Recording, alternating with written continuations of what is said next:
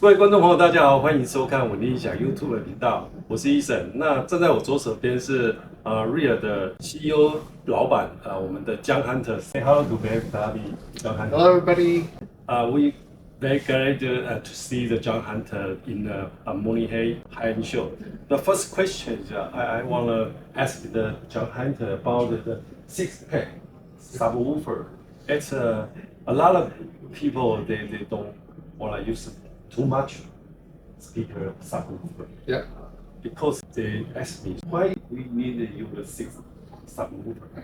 Yes. Can you explain for us? Yes, absolutely. So what everybody gets wrong about six packs at the beginning is they see them and they think, oh, it's so powerful. It's going to make my room shake and roll, and it's too much, right? Yes. So the reality is the reason we use six is not to make more. Yes.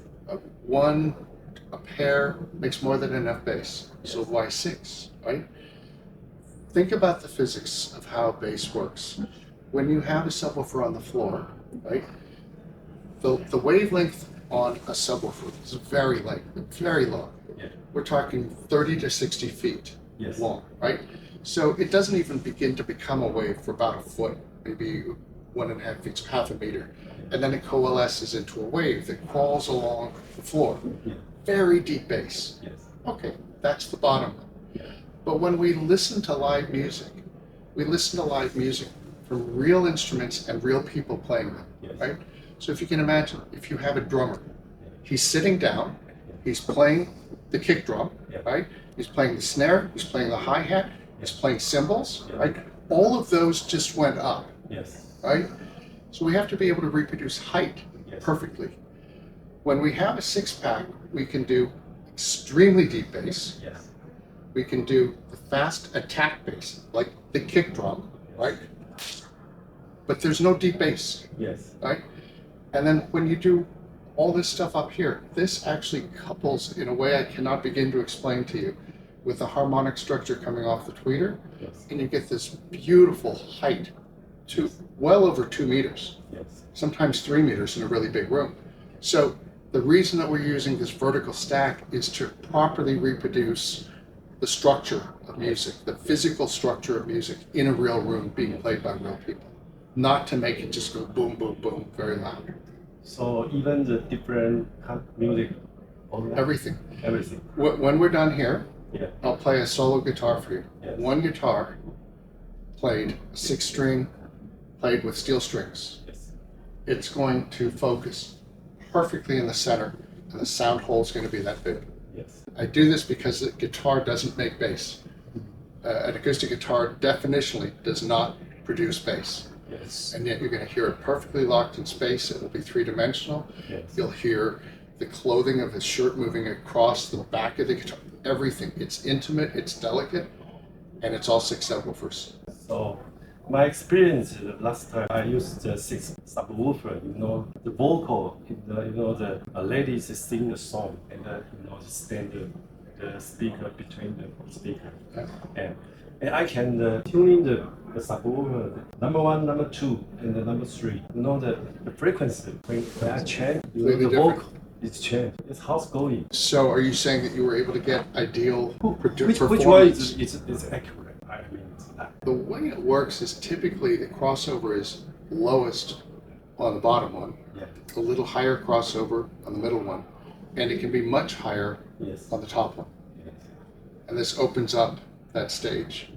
So, but you just tune it with your ears. If you have the right setup discs to do this, and it takes practice. Listen, I've probably set up somewhere between 50 and 100 of these six packs of these line arrays, maybe more. And the first 5 or 10, you're learning, trying to learn how to make all these different changes.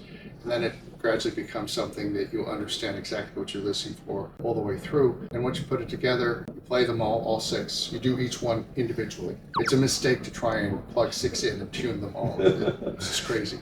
So you do one at a time, you get it perfect as you can. Then you unplug that, you plug it into the next one up. You do this perfectly. You finally do the top one, and you make these adjustments. Each one of them are very different. Yes. Right? This may be much louder, you think, in setting. It's because it's getting no reinforcement. It's more than 1 meter off the ground. Right?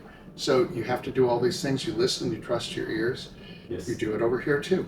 After maybe 30 minutes, you're done with this basic. And then you have to plug them all in. And of course, it's too loud. Yes. Right? They're each one of them are set into zero. So you have to turn the gain down 1, 2 clicks, 1, 2 clicks. And then you have to go back through and play 2 or 3 pieces of music you really know very well and make judgments again. So once you do this once or twice yourself and you understand how this all works, it starts to get very fast. Carol and I can do a 6-pack in maybe 30, 40 minutes. Okay. So we need a step by step, right? Yep. Okay. Yep. And there's a whole setup video that's already been put out on you this. know how can I help them? Tune. Do you have any suggestions?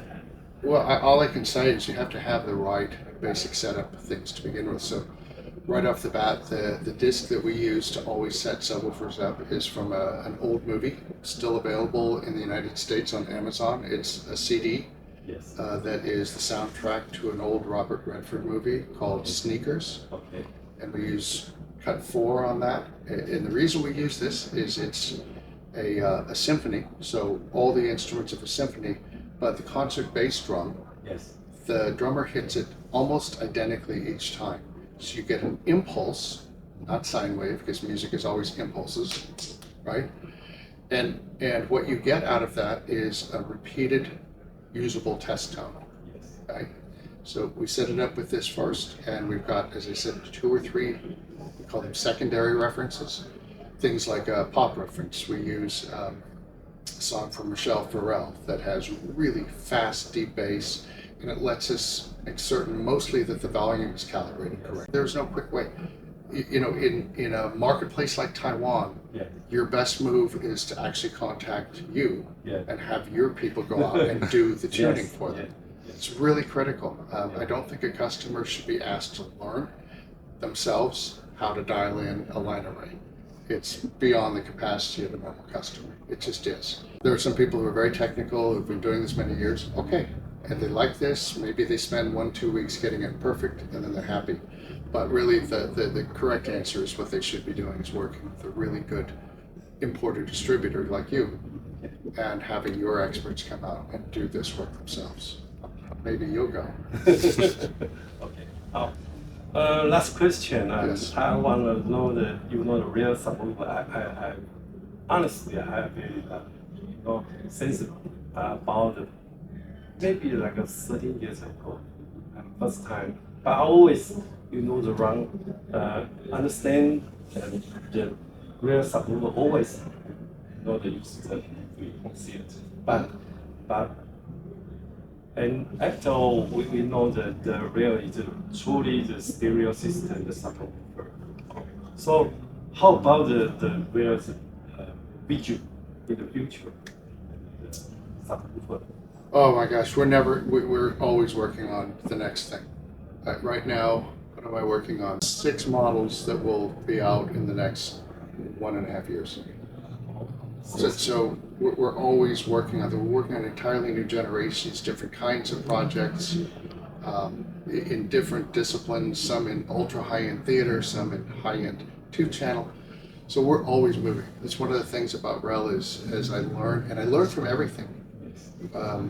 The next generation of Series S will have more explosiveness. Why? Because when I designed the 1510, I learned some secrets. So this is a home theater woofer, but it's very fast and it's very explosive.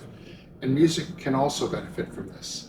So even though that's extremely expensive, each one of these is a teacher to me. So I learned from that. I go, how do I get this back into that? Okay, I can do this with this. Okay, we keep always pushing ourselves. We know every day there's more to learn. At no point, I've been doing this for 20 years, I've never gotten up and gone, well, I know all there is to know. This is great. I'm the king of the world. We don't do that. We get up, and even when we release the new stuff, in my mind, as we go around, we visit customers, we visit stores. If I learn something in a store, technical, it's interesting, file it away. Maybe 3 years later, I can fold it into a project. So we just keep going. We're never satisfied. Okay. That's the secret to life. Never be happy. Yes, yes. That's the audio. A lot of guys always keep that in mind. They always not satisfied. They're all having system. Yeah, the difference is that we get to turn that energy into making our products better, so the customers can be happier. Right, for years and years and years. One of the things that's extremely important to all of us in Rel, in the design department, just Rel in general, because it's one continuous culture in the company, is the product has to work really well for many, many years. It's just how we're made. And so it's got to be extremely reliable. It's got to do all these technical features. It's got to play loud. It's got to go deep. It's got to be fast. It's got to be delicate. And it has to work for like forever. So that's what keeps driving us. Okay, thank you, John. 谢谢大家观赏哦。那我们今天就是在慕尼黑的展场哦，那专访这个 John Hunter 为我们带来超低音的这些调整的问题。我想很快的，我们台湾也还有很多人准备要开始用这个6颗的超低。那今天的回答，我相信能够给大家一个比较满意的答案及答复。那如果有任何问题的话，还可以跟我们联络哈。那这个东西还是需要一个专业的调整。好，那我们谢谢大家观赏，我们下次见。好，拜拜 ，See you。Thank you so much.